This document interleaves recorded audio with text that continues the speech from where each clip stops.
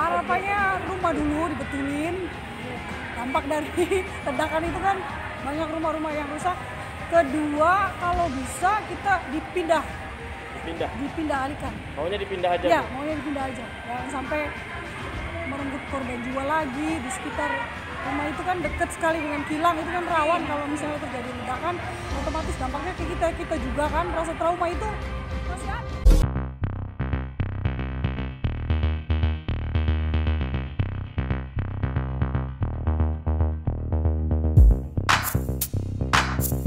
Indonesia Barat. Kemudian di sini kebakaran terjadi pada 3 unit tangki T301G. Jadi yang terbakar adalah bagian dari kilang minyak di Balongan dan itu adalah 3 unit tangki yang terbakar. Dan selanjutnya dugaan sementara penyebabnya masih merupakan sambaran petir. Namun masih belum dijelaskan lebih lanjut ataupun belum ada klarifikasi terkait sebenarnya apa penyebab dari kebakaran yang terjadi dini hari tadi di Indramayu ini. Kemudian dari terjadinya kebakaran ini total ada 6 gardu listrik yang terdampak kebakaran dan ini juga berdampak pada sekitar 1078 warga yang merupakan pelanggan PLN yang juga terdampak dari gardu listrik yang rusak ini. Dan selain itu juga dilaporkan total ada 20 orang yang mengalami luka bakar dan saat ini sedang dirawat di Rumah Sakit Umum Daerah Indramayu. Dan setidaknya per pukul 7 pagi waktu Indonesia Barat tadi ada total laporan 950 warga Desa Balongan yang dilaporkan mengungsi dan untuk tempat pengungsiannya juga tersebar di beberapa titik yakni ada di Pendopo Kabupaten Indramayu, kemudian ada di Islamic Center Indramayu, dan yang terakhir ada di perumahan Bumi Patra.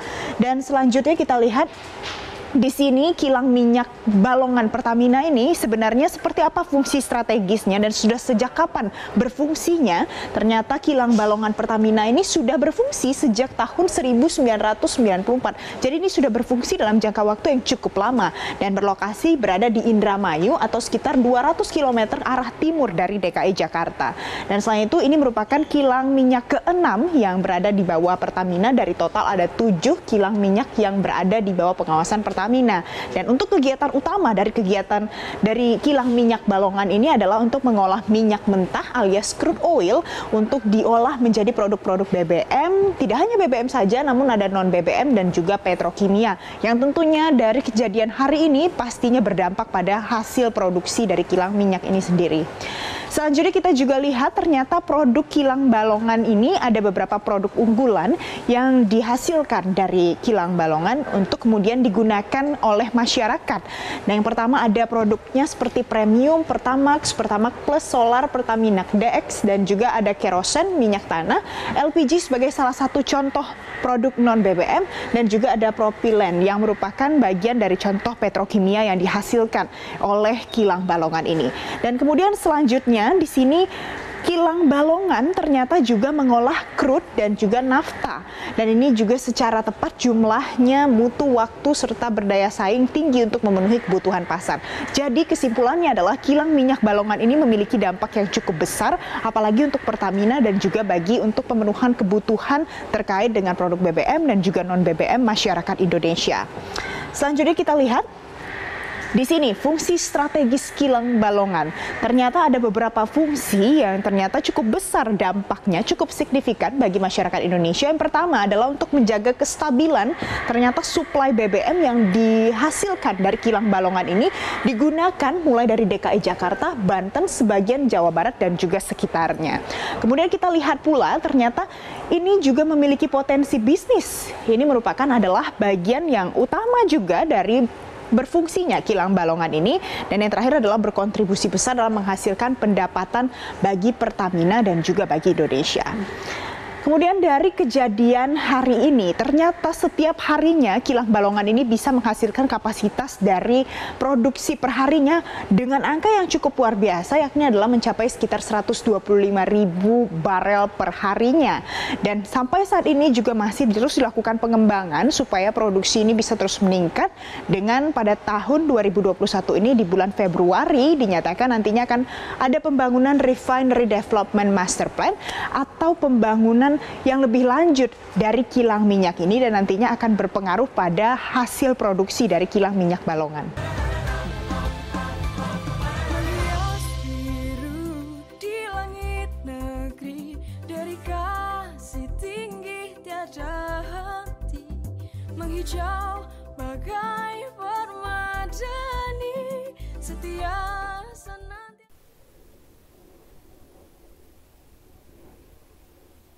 Assalamualaikum warahmatullahi wabarakatuh. Salam sejahtera untuk kita semua. Selamat datang di channel Kang Dalam Bae. Pada kesempatan kali ini kami akan membahas pendapatan asli daerah Kabupaten Indramayu dari Pertamina Balongan, dari PT Pertamina Balongan. Berbicara tentang pendapatan asli daerah, tentunya kita bicara tentang dasar hukumnya.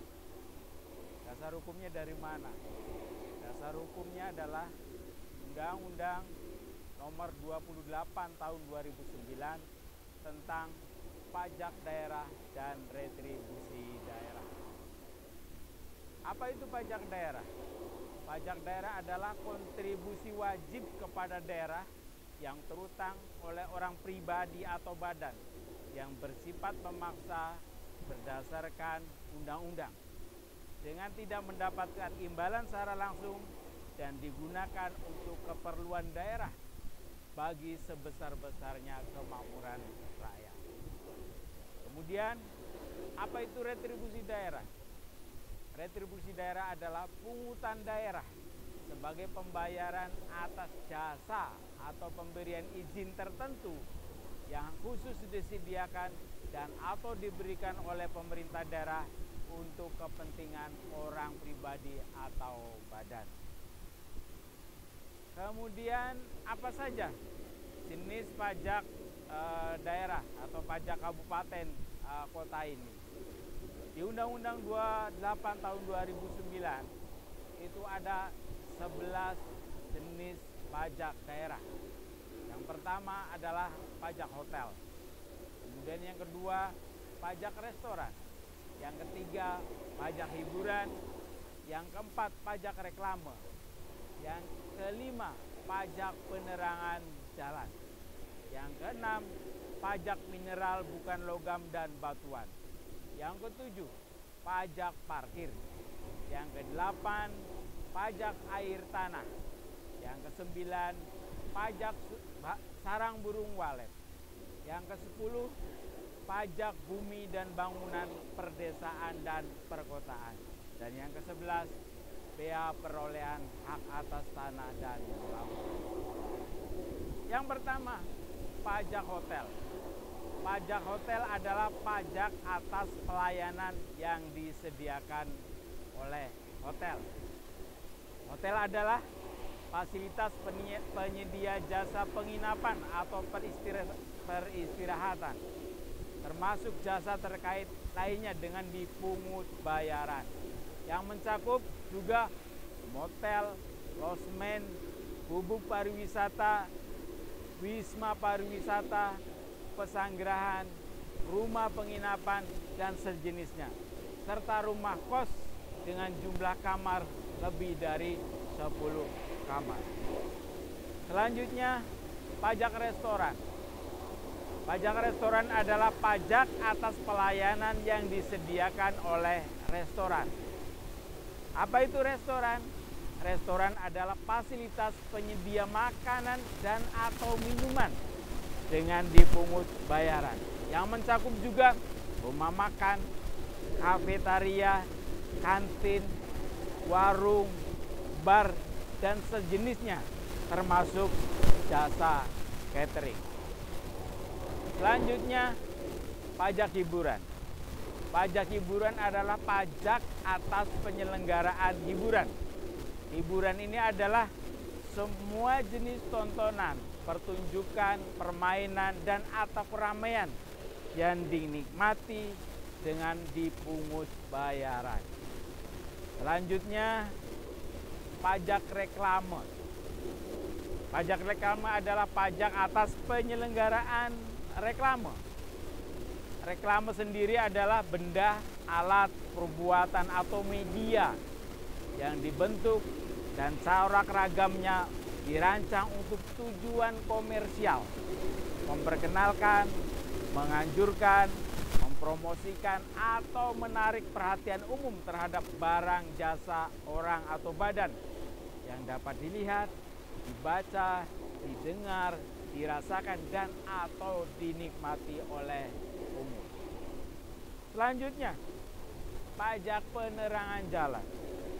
Pajak penerangan jalan adalah pajak atas penggunaan tenaga listrik, baik yang dihasilkan sendiri maupun diperoleh dari sumber lain.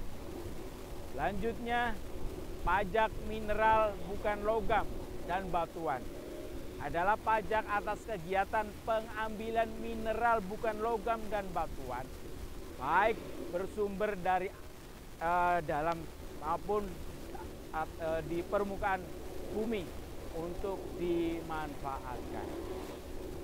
Selanjutnya, pajak parkir.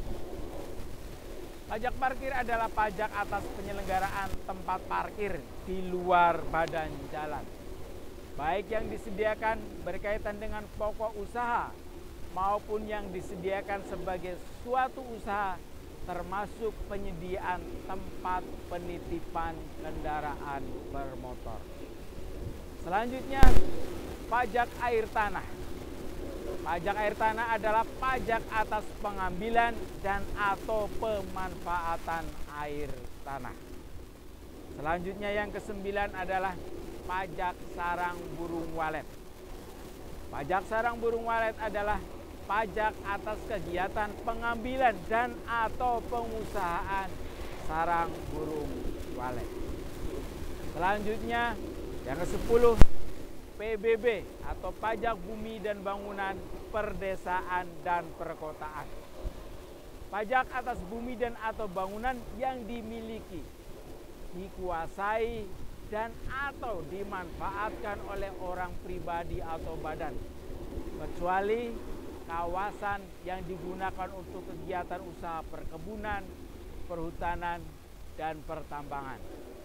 Dan terakhir adalah bea perolehan hak atas tanah dan bangunan atau BPHTB. Ini adalah pajak atas perolehan hak atas tanah dan bangunan. Itulah 11 pajak daerah yang diberikan oleh Undang-Undang Nomor 28 Tahun 2009 tentang pajak daerah dan retribusi daerah. Daerah dilarang memungut pajak selain yang telah kami sebutkan sebutkan di atas. Selanjutnya, banyak pertanyaan, banyak masyarakat yang menginginkan informasi. Apa yang didapat daerah Kabupaten Indramayu dengan adanya PT Pertamina Balongan? Ini PT Pertamina Balongan ini merupakan unit pengelolaan yang terbesar di Asia Tenggara. Apa kontribusi PT Pertamina Balongan terhadap pendapatan asli daerah atau PAD Kabupaten Indramayu? Tentunya berdasarkan Undang-Undang Nomor 28 Tahun 2009, PT Pertamina Balongan ini ada kontribusi kepada daerah.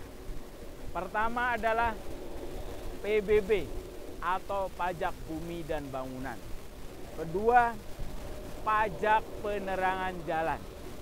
Ketiga, dari pajak restoran atau penyelenggaraan catering. Yang keempat, pajak air tanah. Dan retribusi juga kita dapatkan dari PT Pertamina, dari Pertamina Balongan ini. Pertama, retribusi pemakaian kekayaan daerah tentang penyewaan tanah dan bangunan. Yang kedua, retribusi pemeriksaan alat pemadam kebakaran. Yang ketiga, retribusi penyediaan dan atau penyedotan kakus. Jadi ada pajak, ada juga retribusi. Kemudian pertanyaannya, berapa PBB dari PT Pertamina untuk Kabupaten Indramayu, untuk pendapatan asli Indramayu? Pajak bumi dan bangunan pada tahun 2020 menyumbangkan PAD sebesar 13 miliar 4.023.370 rupiah. Kemudian dari mana lagi? Dari pajak penerangan jalan. Pada tahun 2020 PT Pertamina dari Pertamina Balongan ini pada tahun 2020 menyumbang ke PAD kita pajak penerangan jalan senilai 7.396.718 rupiah. Selanjutnya dari pajak restoran. Pajak restoran dari Pertamina Balongan menyumbangkan PAD senilai 3.216.345.442 rupiah. Selanjutnya dari pajak air tanah. Pada tahun 2020 Pertamina Balongan menyumbangkan pajak air tanah senilai 36.181.631 rupiah. Selanjutnya Pertamina Balongan juga menyumbang retribusi untuk pendapatan asli daerah Kabupaten Indramayu. Retribusinya dari mana? Pertama adalah retribusi pemakaian kekayaan daerah, yaitu penyewaan tanah dan bangunan.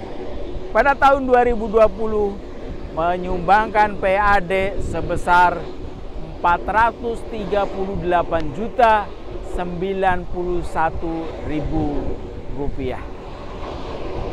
Ada lagi retribusi pemeriksaan alat pemadam kebakaran. Pada tahun 2020 menyumbangkan PAD sebesar 125.000 rupiah. Dan terakhir, retribusi penyediaan dan atau penyedotan kakus. Pada tahun 2020 ini menyumbangkan retribusi sebesar 360.000 rupiah.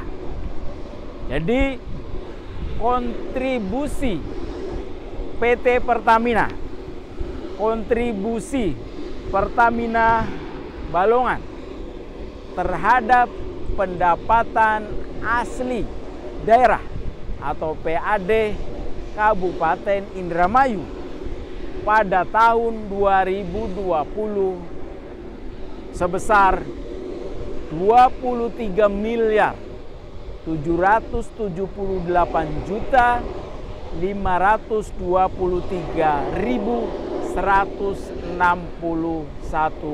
rupiah.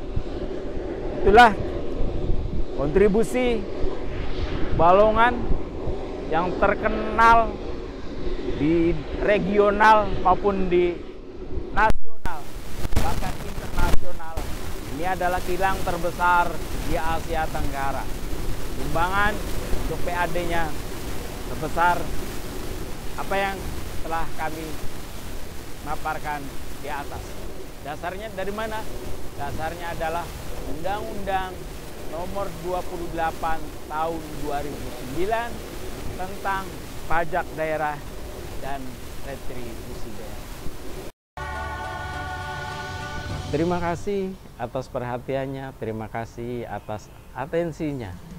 Tonton terus video-video kami di channel Kang Dalambai yang berisi tentang informasi penyelenggaraan pemerintahan di Kabupaten Indramayu.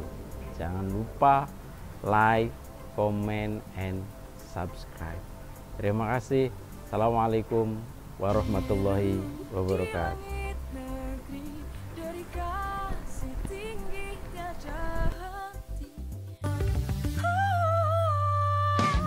Pertamina baru bangkitkan semangat maju, berikan energi untuk melompat terbang tinggi, banggakan dan harumkan nama Ibu Pertiwi, takkan pernah berhenti berikan banyak prestasi. Perwira Pertamina jangan pernah menyerah, kibarkan merah putih di langit yang lebih cerah, bersinergi kalian takkan pernah kalah, semangat daya juang takkan pernah patah. Pertamina semangat terbarukan, ukir prestasi untuk negeri.